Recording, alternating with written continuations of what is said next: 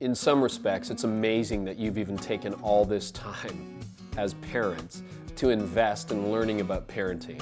I think you get full marks for that. Because the reality of parenting, tell me if this isn't true in your life, is nobody really anticipates before they became a parent how much work being a parent is. I mean, there's all the things at home that you have to do. You have to learn how to get your kids to sleep and eat and, do what they're supposed to do when they're supposed to do it. But then they get a little bit older and you start enrolling them in activities and in clubs and in sports and in community organizations or getting them involved at church. And it just seems like all you do as a parent is things for your kids. It's like, all right, we got to go here, we got to go there, we got to get a second car, we got to do this, we got to do that, we got to get grandma to run you here. And if you have multiple kids, I mean, we only have two, but my goodness, sometimes it feels like all of us should drive, all of us should have separate vehicles, which we don't, because our lives are just too busy. And we as parents are a generation of parents who do so much for our kids. Now, in the midst of all of that, here's the question we want to wrestle with this time around. What are you actually doing for you? I mean, what do you do personally to renew yourself? And if you're like a lot of parents, we go, well, that's just not the stage and that's just not the place I'm in, because this is really about the kids. This has nothing to do with me, and I want to encourage you to rethink that. Now, our intentions are noble. We're doing things for our kids, and we're trying to sacrifice some of our pleasure and some of our time so that our kids benefit. And you would think that that's having a positive impact on our children. There was a study done recently, though, and they asked parents and children this question: what do you think your kids want most from parents? 56% of parents who were surveyed said, we believe our kids would like more time with us, that our kids just want more of our time.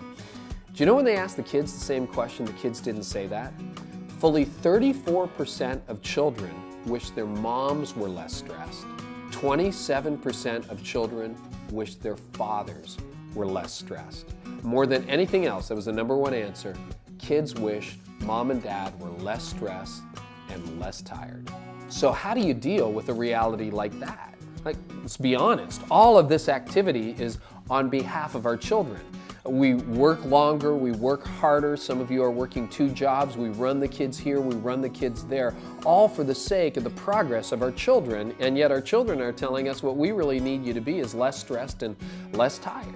And I'll be honest, I mean, in my own work and in the work that I do, there are days where I come home and I haven't got anything left in the tank. I just make a beeline for the couch. I'm tired, I'm exhausted. That's why the value that we want to talk about this time is so critical, and we call it Make It Personal. And as much as parents, we spend our time doing things for our kids, for our kids, for our kids, and the kids come first, we're not sure that's the best thing. In fact, today we want to talk about putting yourself first when it comes to personal growth. When was the last time as a mom, or when was the last time as a dad, you actually put yourself first? You see, the reality is you can really only give what you've got. And if you haven't got the emotional reserves for the relational work that needs to be done in the home, if you don't have the spiritual reserves for the conversations you need to have with the kids and the modeling you do with the kids, if you haven't got the emotional energy or the physical energy, you can't give it. And the only way you can get it is to take it. So when it comes to personal growth, we want to encourage you to put yourself first. Well, this is true in so many areas of our lives. It's very true spiritually. You can take your kids to church and you can take them to special activities, and all this is for the kids, for the kids, for the kids. But ultimately, I believe this is what every child is going to ask. If not out loud, then they're going to ask it quietly. Mom and Dad, I know faith is important for you, and I know you took me to church and you took me to this and we did this together, but is this actually real for you? Is this something that lives inside you? And see, the tension as a parent can be, we're so busy doing things for our kids, and we got to get up and we got to go to work, we got to go to school, we got to do this, we got to do that, that we just haven't nurtured our own spiritual growth in months or years. And ultimately, your kids don't want to know what you think is important. They actually want to know what's important to you.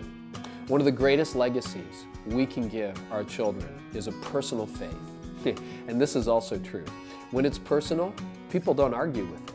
They may not necessarily adopt it, but when they see something authentic, when they see that it's real, when they see you struggling in areas and you say, I don't know what to do in this moment, but I'm going to turn to God because He's real and He's personal to me. They may not automatically adopt your faith, but one thing they will know. I know from my mom, I know from my dad, that's real. I know that's authentic. And when I think back to when I was growing up, few things were more persuasive in my life than seeing an authentic faith live in the lives of my parents and other people in my relational circle. I may not have known what I believed about God, but I knew what they believed about God, and I knew it was deeply real, and deep down, I wanted what they had. One of the very best gifts, and it's so hard to find in a world this busy, but one of the very best gifts that you can give your children is a personal faith that lives in you. And the question is, how are you going to make the time to make that happen and to make it personal?